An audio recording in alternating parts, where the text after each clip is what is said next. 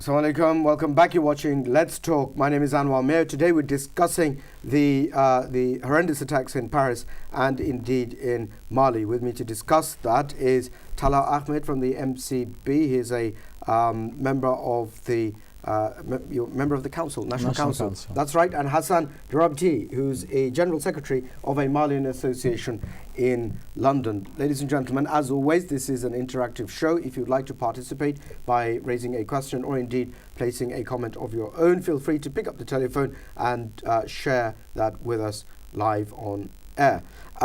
Just before we went off air, we had an opening view from both our guests, but I'm going to pose this to Hassan regarding Mali. We heard from Talha about the fact that there's a colonial narrative of why France may well have been in Mali and similar countries, and Italy as well, in neighboring countries and so forth.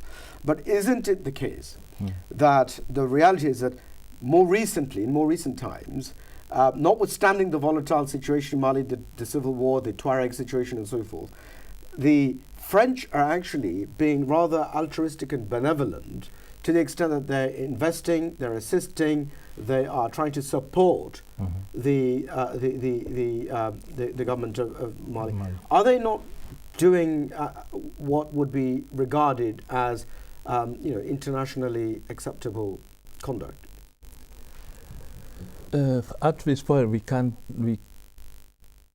say that. You can't? But the population is complaining a lot. Sorry, you can say that or you can't say that? Yeah. Myself, I can't say that. You can? But, right. Yeah. But the population is complaining. What are they complaining about? They are complaining about the complicity of France with the rebels, for example. They think France is behind this rebellion and helping them. And sometimes they even said, last time, 1 year ago, when the Mali army went to Kidal, tried to occupy this city, witnesses said France troops were shooting on them. Right. So we don't understand. The witnesses even said the Mali army has captured some French soldiers who were helping the rebels. So and France told to the government not to go to Kidal. Right. So in terms of, know why. Simply put, does is the feeling amongst the population of Mali that France is assisting or meddling? What we can see globally is France is helping, assisting. Right. But in the dark, some said that's not the case. Because if they want to, this rebellion will finish. Right. What would you like France to do? Because at the end of the day, the situation is you got some serious problems in Mali. Yeah. Right. What would you like first of all, the international community, but France has a special responsibility because of its historical narrative in Mali. Yeah. It regards itself, or should regard itself, as having a particular obligation. What would you expect or prefer them to do? Yeah, we prefer firstly to all Mali government to occupy all the territory. Right.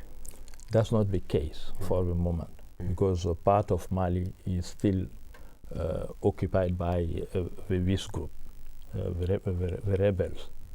It's slow, but France can do that.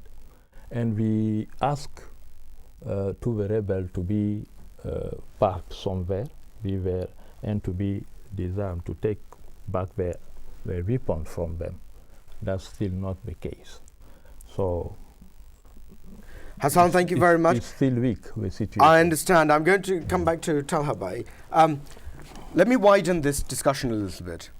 Not for a moment do we wish to see Paris mirrored in London. We want to,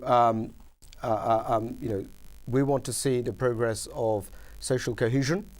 We respect the sanctity of human life for everyone, irrespective of creed, color, what have you. Yeah, we do not want any sort of loss of life, or indeed any sort of harm or social disturbance even in Great Britain. How do we avoid it? I think for a start, the risk of something like Paris attack happening in the UK is very slim. I say that generally because I think our societies are more cohesive than France is, and also because our legislation and our law enforcement agencies has greater control. So it's not as easily accessible. To get a firearm in the UK is almost impossible. Also because we don't share any land borders with anybody, so our border controls are slightly better than France. So for all those reasons, I think an attack in the scale of France, or even something anywhere near that, I think is a remote possibility. It can happen, but I think it's very unlikely. But on the wider issue, what do we see? On the back of France today, the headline on Independent is that Islamophobia increased 300%. In recent weeks, we have seen many high-profile attacks, including, for example, a Bangladeshi, in fact, hijabi journalist working for Guardian, a young woman, grew up a Londoner. She complained that a tube that she's taken for years and years, she was attacked because of her hijab, and nobody came to her aid. So we don't want to see that. On top of that, if you followed the Sun newspaper today and yesterday, their front page was, horrible and absolutely disgusting and objectionable. It's very provocative, wasn't it? Very provocative, and it was effectively inciting against Muslims. It's alleged to have bordered on illegality.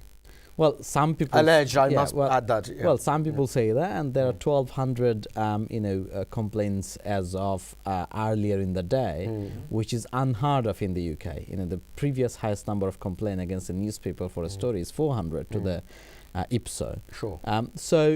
But that aside, what it shows is that for Sun to do that, whatever people say about the content and the standard of Sun, bottom line is. Nearly 30 million copies of it sold every day.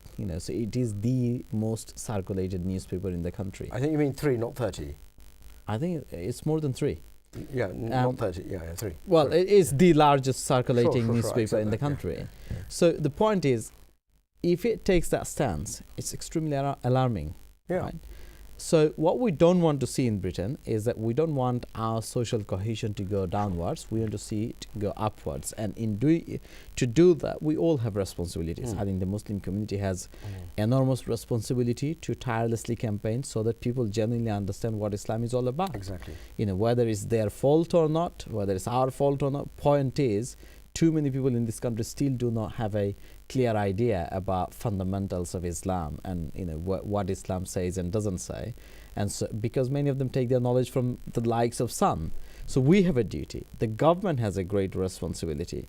We have seen how, for example, David Cameron showed solidarity with the Hindu community and other communities, and we welcome that. I think Prime Minister should rightly cheer up the ethnic minority communities. But we also want to see government doing the same for the Muslim community. Because in reality, in this country, if there is one community which is genuinely vulnerable to adversity, whether it's physical attack or stigmatization, discrimination, Muslim community faces all those problems. Some for its own shortcomings, but most because of the wider societal narrative. And government must play its role. So far, I don't think government has been playing its part. Right? So the government has a role to play. Media obviously has a role to play, and it was encouraging to see that the other media, most of the other media, including even Express, actually were disapproving of the Sun's attitude and the line they've taken. Even the polling agency which conducted the poll based on which Sun did that story, Salvation, says distorted. They said it was distorted. Yeah. So that is encouraging, because what it shows is that whatever Sun may have done, the wider society do not appear to share that kind of sentiment, and they will stand up to these kind of hateful and insightful narrative. The wider civil society have a responsibility. I was quite moved to see Jeremy Corbyn raising this issue in PMQs and inviting, in fact, all his MPs to go to the local mosques. And he did it himself. He went to his local mosque. So that solidarity, we don't need that solidarity to treat Muslims with favor or with privilege. We need that because Muslim community genuinely is under siege in many respects. And so we need that solidarity for the sake of building a cohesive society. And the talk of war, I'm afraid, doesn't help either. Not just Muslim community. The fundamental problem with the narrative following Paris around further increased, intensified bombing in Syria is that it doesn't actually solve any problem. It will not address any of the issues, but has the hallmark of everything that we saw in post-Iraq attack, whereby we could see a surge in more grievance and more people, more victims of bombing who would be more determined to inflict more harm on us. We don't want to see that. Absolutely, and I think I just want to hear from you about the situation as regards the vast majority of the Muslim population of the United Kingdom, law-abiding, certainly not inclined to any form of terrorist sympathies. But at the same time, the media tends to flag up extreme examples. There was a program yesterday, in fact, there was a documentary, and flagging up extreme examples, perhaps inadvertently, but in any event, effectively portraying that as perhaps the norm or even greater to an extent than it actually is, stereotyping the community and therefore making them perhaps not only victims themselves because they will be looked down upon by the rest of the community, inciting perhaps some sort of, maybe not hatred, but something towards that line. And well, I think that if you go by the story in Sun yesterday, I mean, if you read, I think Kevin McKenna, one of the leading columnists, he wrote an article, column on the back of this poem. And if you read that, I wouldn't say it fell short of inciting hatred. I think it did incite hatred. And reading that, I can't read his mind, but reading that article, it seemed that it was designed to incite hatred against Muslims. I must make it clear that this is your personal opinion. Yeah, my view. Of course, it is my view. When I read it, it seemed to me, in my mind, I had no doubt that it was aimed deliberately to incite hatred against Muslims. What is the net effect of that on the ordinary Muslim who actually sees that as an attack on themselves and their heritage and so forth? I mean, does it not marginalize and alienate rather than it's very disempowering, rather than be productive towards social cohesion? It is very disempowering. I mean, there are men and women report to us, confident men and women, professional people who wouldn't previously thought twice about their skin color or religion, and regardless of whether they are practicing inverted comma or non-practicing, they complain now that when they walk on the street, they're wary of whether somebody is coming up to them. Some people have adjusted their lives. People literally said that they no longer stand next to on the edge of the platform, because you'd remember there was a film that somebody was pushed under a train, but fortunately she didn't fall under the train. So people literally not standing on the platform because in case somebody comes and push them. People, when they're going on the street, they're in fear. Even in households, there are incidents where parents went to school to collect their kids, and on the way they were attacked. So this is disempowering not just for the community. In London, for example, 1/3 of the small businesses are owned by Muslims. In London, about 13% of the population is Muslim.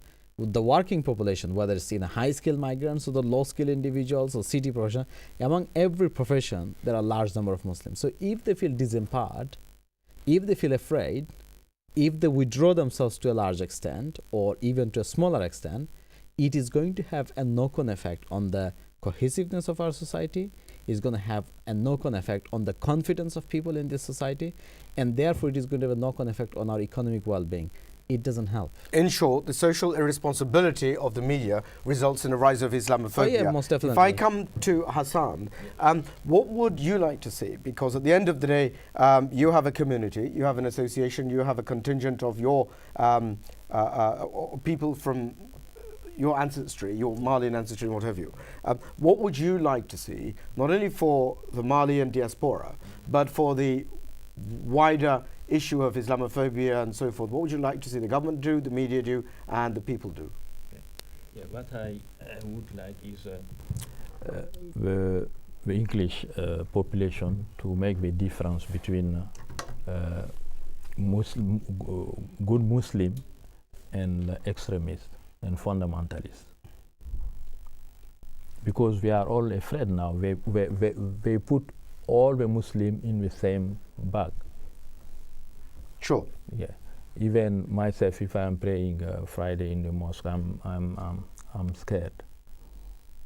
I'm scared because I don't know what can happen. I know many people don't like Muslim anymore because of what is happening everywhere in France, Paris, Mali. So you believe that there's a rise in Islamophobia, but is it not the case, and again I'm playing devil's advocate, that we Muslims may well have a role to play as well, rather than looking to others to do their bit? What can we do, to alleviate any concerns and adverse fears that may be there? It's difficult because sometimes we are not listened, and most what I would like if the imams can try to educate Muslim through their khutbah and giving advice how to behave, how to talk to non-Muslims, and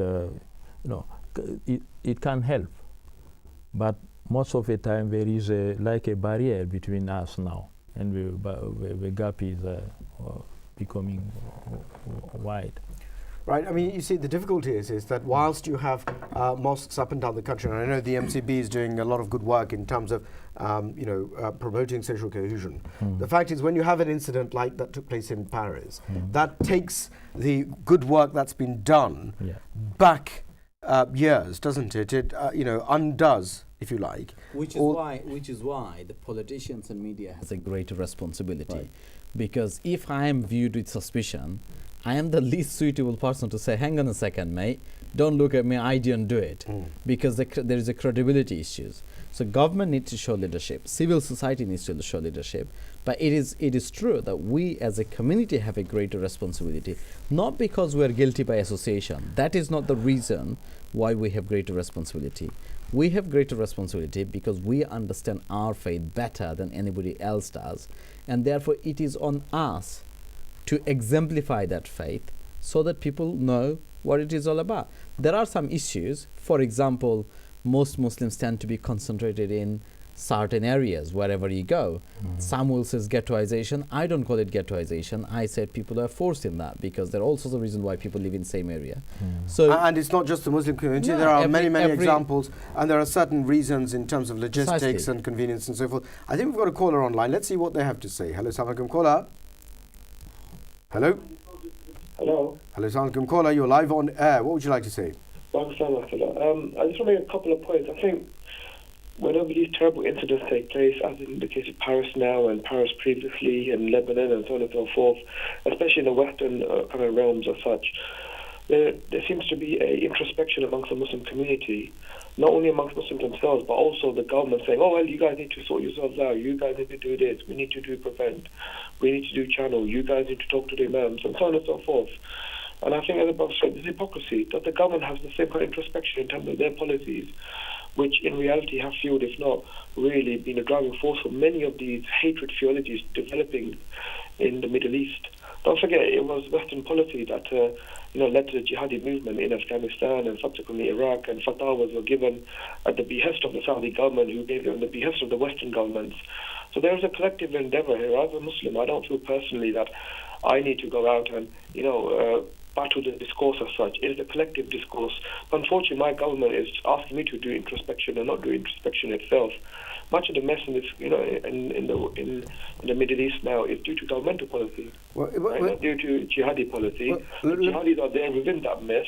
Let me interject and let me ask you this. Rather than introspection, no one's asking you to be an apologist, but in terms of introspection, whilst it may well be the case that you have a legitimate grievance that international foreign policy may well create this kind of sympathy towards the Islamic cause or what have you. That may well be the case. But in terms of being a member of the host community, in terms of introspection, as you put it, what is wrong with that? Side by side with trying to make sure that international foreign policy is more socially acceptable. What is wrong with us?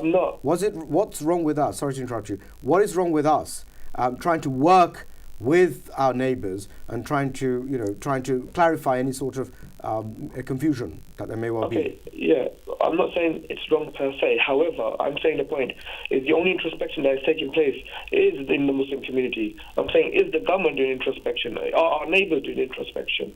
And sadly, the case is not. This is the point. There seems to be the issue that, oh, well, there's a problem. You Muslims go sort it out. Yes, Muslims are sorting it out. Muslims are saying that these are horrible events. They are condemning these. They are coming out of theological fatwa. These things will get the news. But the fact is the Western government coming out and saying, oh, well, we did this wrong, and we did that wrong, and we supported the wrong guys there, and we're still doing the wrong policies. I'm saying the introspection is one way. We've not been about apologetic, but it's a one-way situation. Let me ask you this. What would you like to see the British government do?